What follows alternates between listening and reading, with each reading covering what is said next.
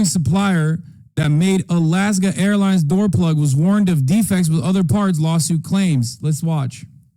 Parts of a jet fuselage to fly off during a flight.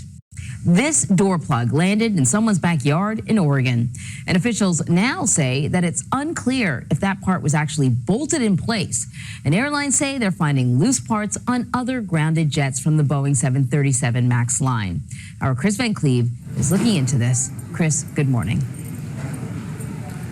Well, good morning, Anne-Marie. United says it appears that those loose bolts stem from the manufacturing process of those specific 737 MAX 9 airplanes. Now, with the MAX 9 grounded, we are waking up to another day of hundreds of flight cancellations at airports across the U.S. But NTSB investigators are making progress and appear to be honing in on a key component. It appears it's becoming all about the bolts. The 4 bolts that should have kept the door panel from flying off this Alaska 737 MAX 9 last Friday are so far unaccounted for. We have not yet recovered the 4 bolts that restrain it from its vertical movement, and we have not yet determined if they existed there. And it's loose bolts like this one on a similar panel of a United Airlines MAX 9 raising new concerns. CBS News has learned United has found loose bolts on at least 5 of. I don't get it. I thought it was the dumb woman pilot hitting the eject fake door button. I'm a Tim Pool viewer, and this is how my worldview is shaped. I don't understand.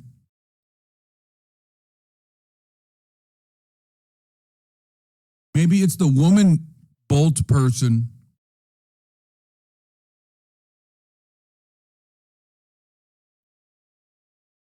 Maybe that's who's responsible. Did they hire a woman bolt person?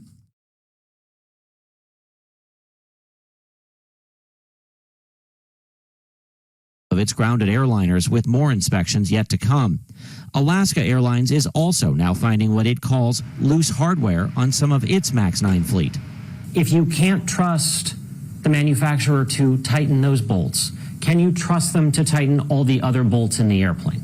We are focused on the evidence, and we're going to have to look at this aircraft. But again... No. You can't, technically. But the reality is, it's most likely... Here's most likely happening. Okay? Somewhere along the manufacturing process, when they're making that door plug,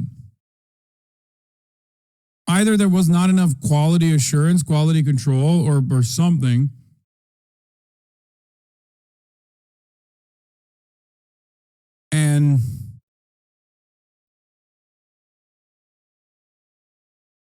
And basically, what ended up happening is instead of putting that door plug from the inside, maybe they put it from the outside or something, so it doesn't pressurize adequately, and eventually it pulls the bolts out. Problem is, you can't have a situation where you're like in airplanes where there's multiple exits, where there is supposed to be an exit row. On this airplane, they probably have less to worry about. This seems like something that they haphazardly put together when they shouldn't be haphazardly put together, because it is a fucking airplane.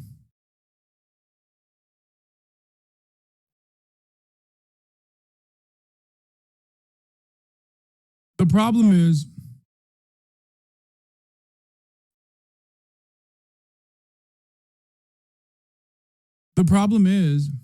that they don't give a shit about quality assurance because they can somehow find a way to recover from it, even if their products are getting worse and worse year over year. We will go broader if we need to. Helping focus the NTSB investigation, the recovery of the plane's missing piece, the 63-pound door panel that landed in physics teacher Bob Sauer's backyard. My heart did start beating a little faster at that point because I thought, oh my goodness, people have been looking for this all weekend. When that piece of plane blew out with 177 on board, it caused the cabin to depressurize with so much force it ripped the shirt off a teenage passenger who changed seats to get away from the gaping hole left behind. And somebody just kind of jumped over me, plopped down in the middle seat, grabbed the mask and put it on, and it was this kid, and he didn't have a shirt on. Kelly Bartlett took these pictures. The oxygen mask dropped, and it was just a really scary moment because it was so sudden, came out of nowhere. It just really scared everyone. Now, Boeing says it regrets the impact of this disruption for the airlines and for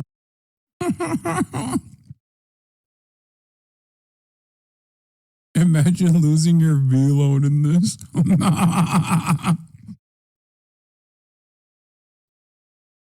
Bro, my Balencies. Yo. That's fucked up. passengers, saying in a statement, "We are committed to ensuring every Boeing airplane meets design specifications and the highest safety and quality standards." The company will be holding an all-hands safety summit in Seattle later this morning, Anne-Marie. All right, Chris, just quickly, what more do we know about these loose bolts, and could this have caused the door plug to actually come off in the middle of that flight? Well, the door plug and how it attaches to the airplane is surprisingly complicated. My favorite part about this, by the way, is that Tim Pool already accounted for this and immediately hand waved it away. Like, Tim Pool's coverage on the story comes after this information was revealed. So he literally said, yeah, some people are saying it's a door plug or a bolt or something, which we don't think. We think it's women and black people. We spent a lot of time last night at that NTSB press conference trying to get our heads around it. But, you know, though, basically, if those bolts are in place and properly installed, that panel should not move. What happens if they're loose? The panel presumably could move. Do those bolts become looser over time? Those are questions that, you know, would need to get borne out here. But those are bolts that should come from the manufacturer, the airlines say, fully tightened. And in at least a handful of cases so far, it appears that that is not what the airlines are finding. In this specific Alaska Airlines incident where the panel flew off the airplane, I asked their investigators plainly, if that is bolted in properly, that door does not fly away, correct? And they say yes. So the question becomes... That's a great journalism moment right there. Yeah, man. Yeah, it doesn't. Tight bolts on a door plug don't often just fly out. Yeah.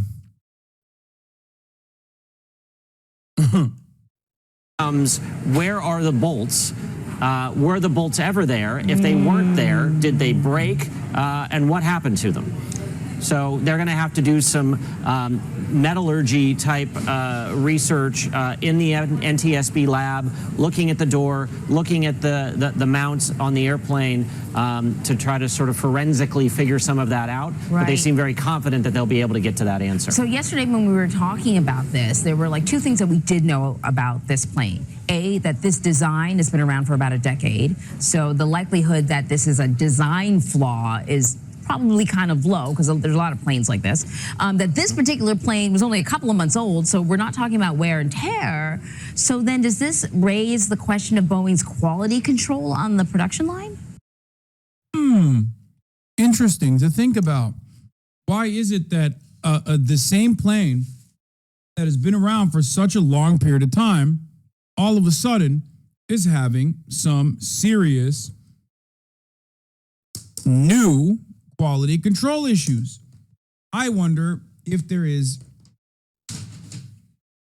any reason. What could have happened at Boeing in the time frame? Oh, that's right. They hired more black people and brown people. That's right. That's what I was thinking. Thank God. It certainly has nothing to do with, cost-cutting initiatives. That would never be the case.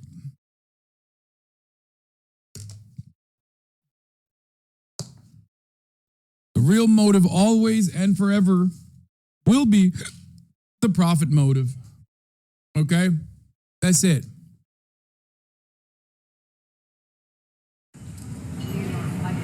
Boeing has been having some issues with quality control for some time, and it will raise that question. What we know from the United airplanes that they've looked at so far, they are in a range of ages. So when I asked, were they? Yeah, what did Boeing do with all the money they got?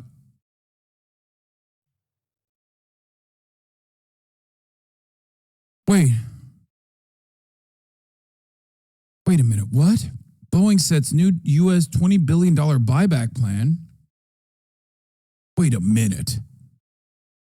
Are you telling me Boeing has cash on hand while doing mass layoffs and not even raising their employees' wages at all?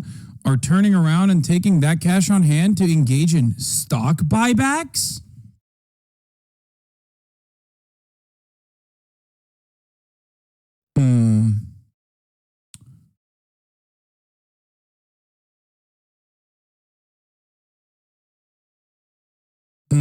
I'm going to go ahead and assume that this has nothing to do with anything. They could have maybe invested it back into, quality assurance, quality control. Probably none of those things. It must be the black people and brown people that they...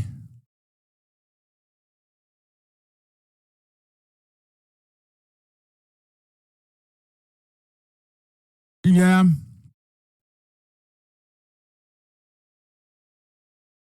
It's got to be the black and brown people that they're hiring.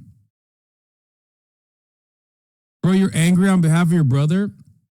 I mean, look, as an independent, objective, truth-seeking journalist, my brother's place of employment does not play a role in this. Okay? That's all I'm going to say. They something where like plain stock buybacks don't make doors fly off, Lamau.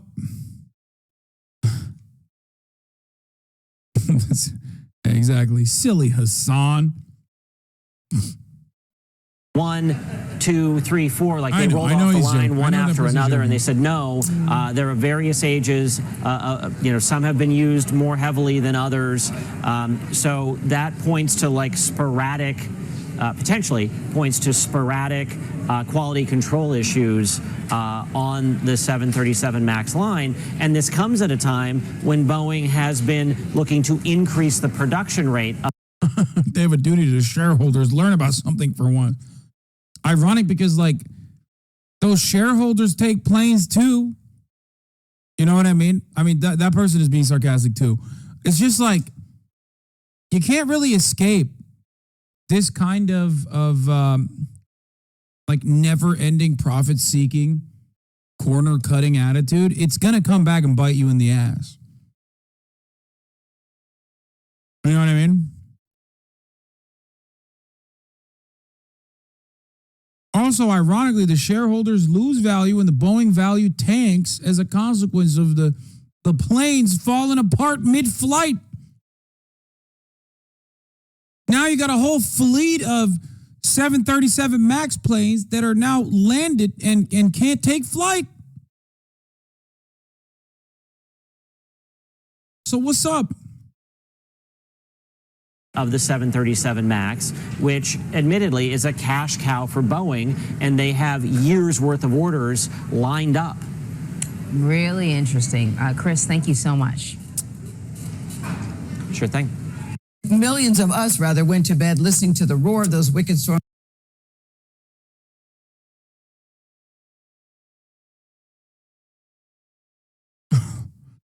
know what? I'm going to say it. This plane fell apart in air because the drivers weren't allowed to sit back and enjoy a cold one. We would be in a different America if we had the freedom to do that. I agree.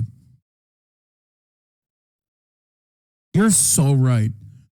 A lot of people talk about drunk drivers, drunk flyers as well. The real issue is not drunk pilots. The real issue is drunk crashers. Because when you think about it, okay, get on that plane, the altitude is high, right? You want to crack back a cold one with the boys, okay? It goes a long way. One drink feels way more aggressive when you're all the way up there, 15,000, 16,000, 20,000, 30,000 feet in the air, okay? Which is way cooler than being drunk down in the ground. All right?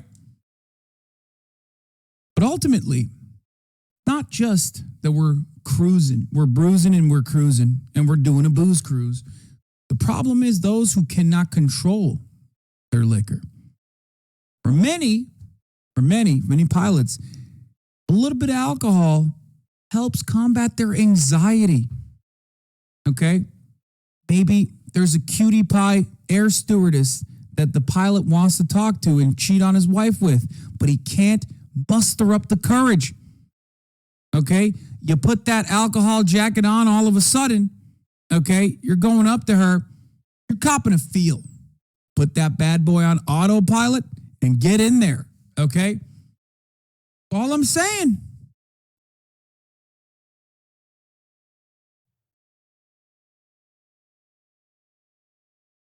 Fuck it, dude. I'm saying it. That teenager didn't deserve his t-shirt. Exactly. Probably was one of those ugly ass Bape shirts. Probably wasn't even V-Lone. Okay? It was probably Bape. And let's be real. Bape is so early 2000s. You don't need a Bape shirt. Okay? The pilot basically saved you from looking like a nerd. Now, Boeing Corporate gave you $1,500. Guess what? You can actually buy some real drip, okay? I'm talking V-Lone. I'm talking Balenci. Hell, get a bunch of Supreme shirts, okay? Everybody loves that.